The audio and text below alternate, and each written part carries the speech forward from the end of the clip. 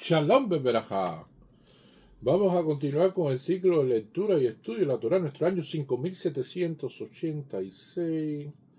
Empezamos para Shah Vayera en esta semana y dice así: Vaidaber Elohim el Moshe, Vayomer el Ani Hashem, Vayera el Abraham, el Yitzhak, el Jacob, el Shaddai Ushmi Hashem, lo nadati lachem. Y habló Dios a Moshe y le dijo: yo soy Hashem. Me aparecía ante Abraham, ante Isaac y ante Jacob como el Shaddai. Pero con mi nombre Hashem no me di a conocer ante ellos. ¿Cuál es la declaración aquí que Hashem tiene que decirle estas palabras a Moshe Rabbeinu? Y es que Moshe Rabbeinu, en la parashá anterior, vemos que no obtuvo la respuesta positiva del faraón de dejar salir al pueblo de Israel, que incluso incrementó el trabajo que tenía que hacer el pueblo de Israel y puso las condiciones más difíciles. Si antes había paja para los ladrillos, ahora no hay paja para los ladrillos. Si antes había una determinada situación de trabajo de esclavitud compleja, pero no había que buscar estos elementos, ahora hay que buscar estos elementos y cumplir la norma de ladrillos que se hacían como siempre se había mantenido. Y entonces, ante esa situación, en ese momento, Moshe tiene que deshogarse. ¿Qué hace? Le reclama a Hashem. Le dice a Hashem, dice: ¿por qué le has hecho esto al pueblo de Israel? ¿Por qué me has enviado aquí para que yo ahora en estos momentos sea más complicada la situación del pueblo de Israel? Y entonces Hashem tiene que aclararle a Moshe Rabbeinu que él se dirigió a los patriarcas de una manera con el nombre del Shaddai, pero que hacia él ahora, porque Moshe necesita ahora traer un mensaje. Él lo ve así, o sea, yo necesito ir hacia el pueblo de Israel y decirle un mensaje, pero ahora ¿cómo me van a creer? Si mira lo que pasó, todo empeoró. Entonces, ¿para qué viniste aquí? Entonces dijo: ¿y ahora qué yo le voy a decir al pueblo de Israel? Y entonces, ante esa situación de que Moshe le reclama a Hashem, entonces Hashem le responde con el nombre Elohim, lo cual es un nombre de Dios de justicia, un nombre complejo, pero también le aclara que con el nombre que él se presentó a nuestros patriarcas Abraham, Isaac y Jacob, fue con el nombre del Shaddai, con el cual él hace promesa, pero no el que cumple en ese momento las promesas de manera inmediata, porque a diferencia de Moshe, nuestros patriarcas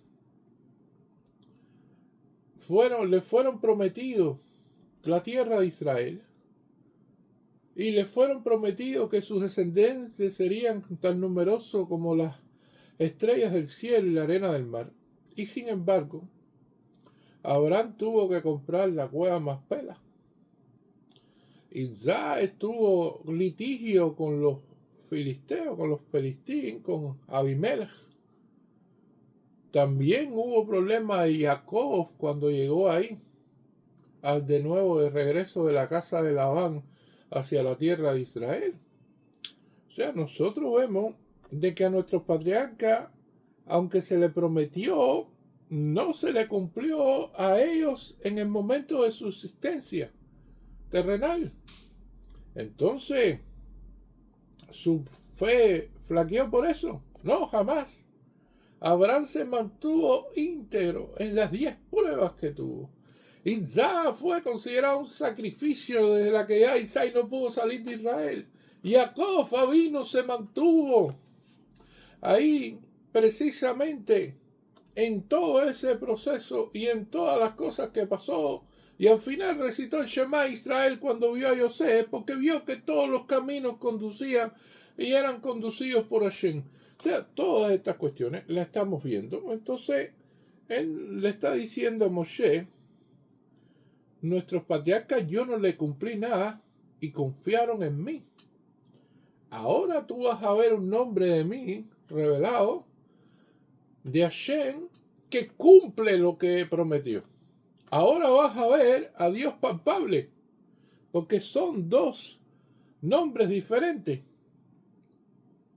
Ahora vas a ir por lo seguro, para que lo tengas todo claro, porque me voy a manifestar.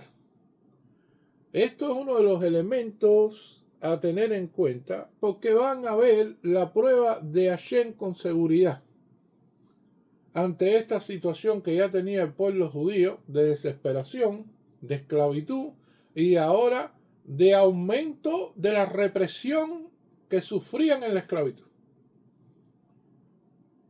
Y entonces esto es uno de los elementos importantes a tener en cuenta. Porque mientras más difícil se pone la situación y mientras más complejo es el momento, más cerca está la luz. Porque antes del amanecer, la noche es más oscura. Y después amanece. Y así mismo ocurrió en Egipto. O sea, más complejidad hasta sacarlo con milagros y maravillas y todas estas cosas que fueron manifiestas. Es como la persona que ve un poste que está recién pintado y le ponen un cartel. ¿Qué dice el cartel? Pintura fresca. Por favor, no tocar. La persona ve el cartel, mira así y dice, pintura fresca, por favor, no tocar. ¿Cuál es la reacción de la persona? Tomar el dedo y ir hacia el poste y tocarlo. Y dice, ¿qué pasó? No creen el cartel. Tiene que cerciorarse en la realidad objetiva, tocando el poste a ver si la pintura está fresca o no.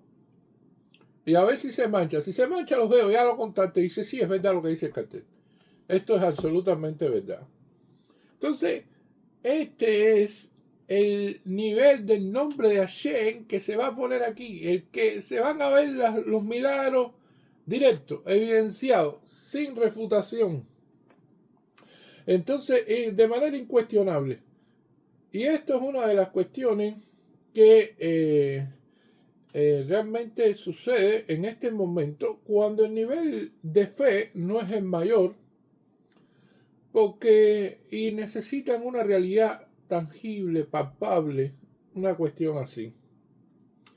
Porque dentro de la historia del pueblo de Israel han existido momentos que Dios estaba revelado de una manera más tangible y más palpable que hoy en día. Eso lo podemos ver en el Beit Hamikdash, con los milagros que ocurrían allí.